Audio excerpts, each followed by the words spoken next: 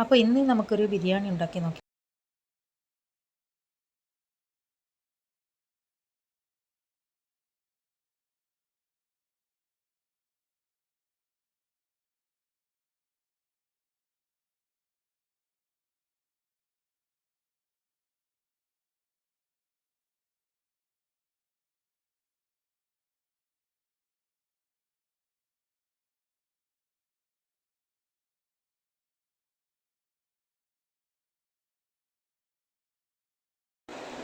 അപ്പോൾ ഇന്ന് നമ്മൾ തലശ്ശേരി സ്റ്റൈലാണ് ബിരിയാണി ഉണ്ടാക്കുന്നത്, തലശ്ശേരി ചിക്കൻ ബിരിയാണി.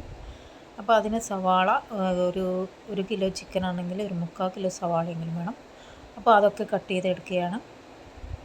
പിന്നെ ഒരു 1/4 കിലോ തക്കാളിയും പിന്നെ ഒരു പിടിയോളം പച്ചമുളക്, അത് നിങ്ങളെ എരിവിനനുസരിച്ച് എടുക്കാം. പിന്നെ ഇഞ്ചി. അതിനുവേണ്ടി ആദ്യം തന്നെ ചോറൊന്ന് വേവിച്ച് വെക്കാം. അതിനുവേണ്ടി ഞാനിവിടെ കുക്കറിലേക്ക് എത്രയാണോ അരി എടുത്തത് അതിൻ്റെ ഡബിൾ വെള്ളം എടുത്തിട്ടുണ്ട്. അതായത് 2 കപ്പ് അരിയാണെങ്കിൽ ഒരു 3.25-3.5 കപ്പോളം വെള്ളം വേണം. അപ്പോൾ അത്രയും വെള്ളം എടുത്തിട്ട് നമ്മൾ ഇതിലേക്ക് ഹോൾ മസാല ഇട്ട് കൊടുത്തിട്ടുണ്ട്. പിന്നെ ആവശ്യത്തിന് ഉപ്പും ചേർത്തിട്ട്, ഉപ്പ് ഒരു പിഞ്ച്, ഒരു പൊടി അധികം ഇട്ട് കൊടുക്കണം കേട്ടോ. എന്നിട്ട് നമ്മൾ വെള്ളം തിളച്ച് വരുമ്പോൾ ഇതിലേക്ക് നമ്മൾ കഴുകിയിട്ട് ഒരു 10 മിനിറ്റ് കുതിരാൻ വെച്ച അരി ഉണ്ടെങ്കിൽ അത് കഴുകിയിട്ട് ഇതിലേക്ക് ചേർത്ത് കൊടുക്കാം. യൂട്യൂബിലുണ്ടല്ലോ, ഇപ്പോൾ എല്ലാവർക്കും അറിയാത്തവരൊന്നും ഉണ്ടാവില്ല. എന്നാലും എൻ്റെ സ്റ്റൈലിൽ ഞാനിത് ഒന്ന് ഷൂട്ട് ചെയ്തതല്ലേ എന്ന് നിങ്ങളുമായിട്ട് ഷെയർ ചെയ്യണം കേട്ടോ. അപ്പോൾ ഇതൊന്ന് മിക്സ് ചെയ്തതിന് ശേഷം നമ്മൾ കുക്കർ അടച്ചിട്ട് ഒറ്റൊരു വിസിൽ ഒന്ന് വേവിച്ചെടുക്കാം. വിസിൽ വന്നതിന് ശേഷം നമ്മൾ പ്രഷർ മുഴുവനും അതിൻ്റെ റിലീസാക്കി വെക്കണം. അപ്പോൾ ഇതിൽ നെയ്യ് ഒഴിക്കാൻ മറന്നുപോയി, നെയ്യ് ഒഴിച്ചിട്ടുണ്ട്. ബിരിയാണിക്കുള്ള മസാല റെഡിയാക്കി എടുക്കാം. മസാലയ്ക്ക് വേണ്ടി ഇവിടെ സവാള കട്ട് ചെയ്ത് വെച്ചത് ഒരു പാനിലേക്ക് ഇട്ട് കൊടുത്തിട്ടുണ്ട്. ആദ്യം നമ്മളൊരു 2 സവാളയോളം നേർമയായി സ്ലൈസ് ചെയ്തിട്ട് ഒന്ന് നമ്മൾ ഗോൾഡൻ ബ്രൗൺ ആകുന്നത് വരെ ഒന്ന് വഴറ്റിയെടുക്കാം. നമുക്ക് ഗാർണിഷ് ചെയ്യാനൊക്കെയാണ്. ഇതിൽ വേഗം ഇപ്പോൾ ഉള്ളിയൊക്കെ നന്നായി വഴന്ന് വന്നിട്ടുണ്ട്, കണ്ടില്ലേ, ഗോൾഡൻ കളറായിട്ടുണ്ട്. ഇതൊന്ന് വാങ്ങിയിട്ട് മാറ്റി വെക്കട്ടെ.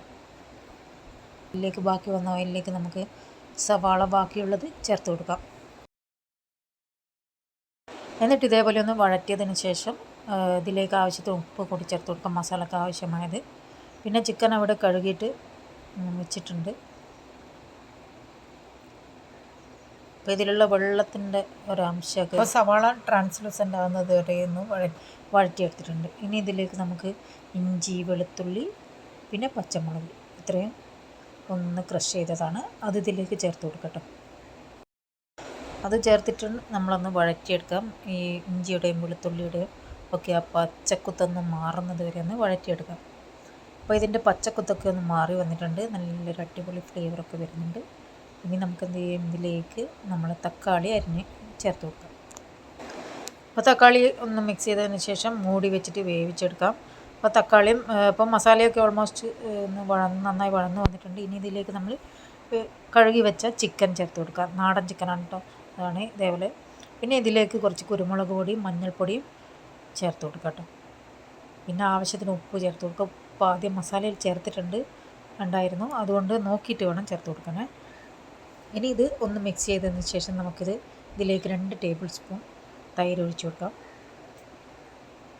നല്ല ആ ബിരിയാണിയുടെ ആ ടേസ്റ്റ് കിട്ടുള്ളൂ. അതും കൂടി ഒന്ന് മിക്സ് ചെയ്തിട്ട് നമുക്ക് മൂടി വെച്ചിട്ട് വേവിച്ചെടുക്കാം. ഇടയ്ക്കിടയ്ക്ക് ഇതൊന്ന് ഇളക്കിയിട്ട് കൊടുക്കാം. അപ്പോൾ നമ്മുടെ മസാല ഓൾമോസ്റ്റ് ആയിട്ടുണ്ട്, കണ്ടില്ലേ മക്കളെ, നല്ല അടിപൊളി ഫ്ലേവറാണ്. ഇങ്ങനെ തന്നെ ആക്കിയിട്ട് നമുക്ക് ചപ്പാത്തിയുടെ കൂടെ ചോറിൻ്റെ കൂടെയൊക്കെ കഴിക്കാൻ നല്ല ടേസ്റ്റ് ആയിരിക്കും.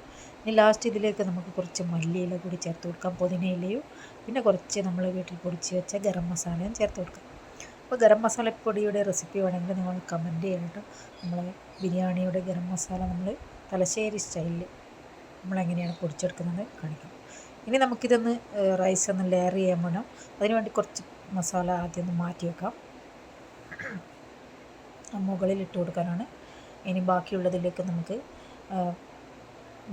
അരി ഒരു ലെയർ ആദ്യം ഇട്ട് കൊടുക്കാം. എന്നിട്ട് അതിൻ്റെ മുകളിൽ കുറച്ച് സവാളയും പിന്നെ കുറച്ച് ഗരം മസാലപ്പൊടിയും പിന്നെ നമ്മളെ മല്ലിയിലയും പുതിനയിലയിൽ എത്രയാണ് ഇഷ്ടമുള്ളത് ഇട്ട് കൊടുക്കാം. പിന്നെ അണ്ടിപ്പരിപ്പ് മുന്തിരിയൊക്കെ നമ്മൾ നെയ്യിൽ വറുത്തിട്ടും ചേർത്ത് കൊടുക്കുക കേട്ടോ, ഇല്ലായിരുന്നു കേട്ടോ. പിന്നെ ഇതിൻ്റെ മുകളിൽ പിന്നെ റൈസ് ഇട്ടതിന് ശേഷം ലാസ്റ്റ് നമ്മൾ സവാളയും പിന്നെ കുറച്ച് കളർ ഒഴിച്ചിട്ടുണ്ട്, പിന്നെ കുറച്ച് ഗീയും ചേർത്ത് ബാക്കിയുള്ള മല്ലിയിലൊക്കെ ഇട്ടിട്ട് നമുക്കിത് അടച്ച് വെച്ചിട്ട് ഒരു 10 മിനിറ്റ് ഒന്ന് ദം ചെയ്തെടുക്കണം. ഒരു 5 മിനിറ്റ് ഹൈ ഫ്ലെയിമിൽ ആക്കിയതിന് ശേഷം നമ്മൾ കുറച്ച് ലോ ഫ്ലെയിമിൽ ഒരു 5 മിനിറ്റ് വെച്ച് കൊടുക്കുക. എന്നിട്ട് ഗ്യാസ് ഓഫ് ആക്കിയിട്ട് ആ ചൂടിലിരുന്നിട്ട് അവിടെ നിന്ന് ദമ്മായിക്കോളൂ. ഒരു 10-15 മിനിറ്റ് കഴിഞ്ഞിട്ട് നമുക്കിത് എടുത്തിട്ടൊന്ന് പ്ലേറ്റിലേക്ക് വിളക്കി കൊടുക്കുക, സെർവ് ചെയ്യട്ടെ. ഇതിൻ്റെ കൂടെ അടിപൊളി സലാഡും പിന്നെ ഓനിയൻ ഡ്രിങ്ക്സും ഒക്കെ ഇട്ട് കഴിക്കാൻ സൂപ്പർ ടേസ്റ്റ് ആയിരിക്കും. പിന്നെ ഇതിൻ്റെ കൂടെ നിങ്ങൾക്ക് ഇഷ്ടമുള്ള സൈഡ് ഡിഷും വെച്ച് കൊടുക്കും കേട്ടോ. അപ്പോൾ നല്ല അടിപൊളി ടേസ്റ്റ് ആയിരുന്നു മക്കളെ. അപ്പോൾ നമ്മൾ തലശ്ശേരിയിൽ ബിരിയാണി ഇങ്ങനെയാണ് സെർവ് ചെയ്യുന്നത്. ആദ്യം കുറച്ച് മസാല വെച്ച് കൊടുക്കും, പിന്നെ അതിൻ്റെ മുകളിൽ റൈസ് ഇട്ടിട്ട് ഇങ്ങനെ പൊത്തി കൊടുക്കുകയാണ് ചെയ്യുന്നത് കേട്ടോ. അപ്പോൾ ഇതേപോലെ നിങ്ങളൊന്ന് ട്രൈ ചെയ്ത് എടുക്കണം. അപ്പോൾ എൻ്റെ വീഡിയോ കാണുന്ന എല്ലാവർക്കും താങ്ക്സ് കേട്ടോ. അപ്പോൾ വീണ്ടും നല്ലൊരു വീഡിയോ ആയിട്ട് വരാം കേട്ടോ. അതുവരേക്കും എല്ലാവരും സന്തോഷമായിട്ടിരിക്കട്ടോ. Ta-ta, bye bye, see U.